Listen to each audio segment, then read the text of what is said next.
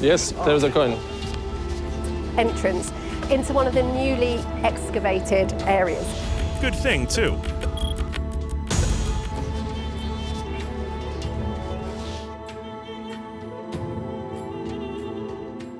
On April 29, 2003, about 2 months post the U.S. invasion of Iraq, BBC News published an article defying conventional reality.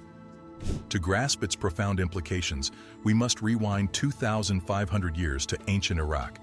But before that, if you have any preferable topics that you want us to cover next, let us know in the comments below.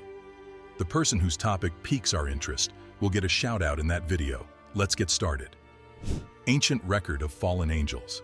Supernatural narratives permeate ancient texts worldwide, from the Bible and the Book of Enoch to Jewish scriptures like the Book of Giants. These tales recount a pivotal event where fallen angels, termed watchers, descended to earth, imparting advanced knowledge in science, warfare, and aesthetics to humanity. The ancient texts also detail how these watchers manipulated human DNA, engendering not only a race of giants, but also monstrous creatures through the infusion of animal genetic material. This recurring theme underscores the intertwining of divine intervention, forbidden knowledge, and the creation of extraordinary beings in the rich tapestry of ancient mythologies. Analysis. Descriptions of these grotesque creatures are vividly portrayed in the Book of Giants, an integral part of the Dead Sea Scrolls alongside other ancient texts. This account mirrors the narratives from ancient Babylon and Mesopotamia, offering a unique perspective from the fallen angels or watchers.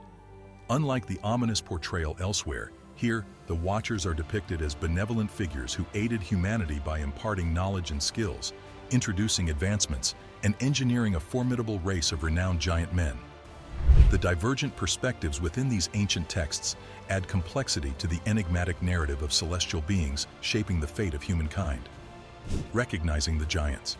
However, biblical accounts reveal these things to be evil, fallen angels led by Lucifer himself, who want nothing less than the total destruction of mankind.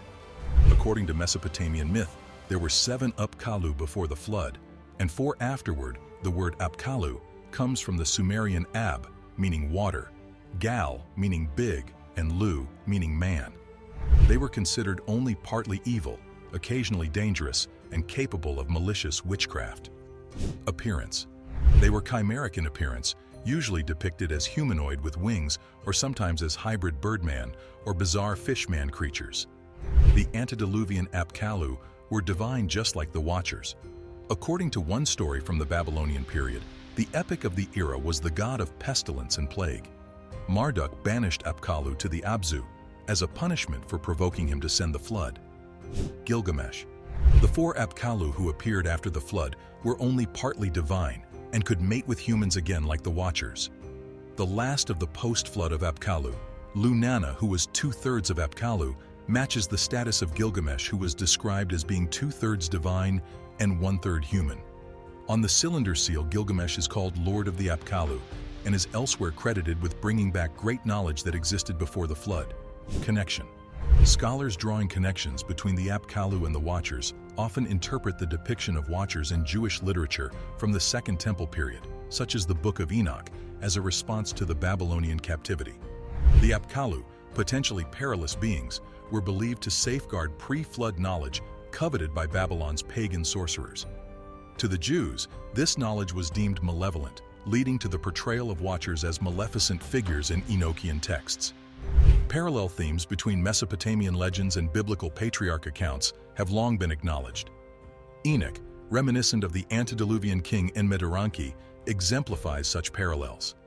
Mesopotamian lore portrays Gilgamesh as a heroic 2/3 god, 1/3 man, renowned for slaying monsters like Humbaba, guardian of the distant cedar forest, assigned to terrorize humanity by Enlil, Enki's brother.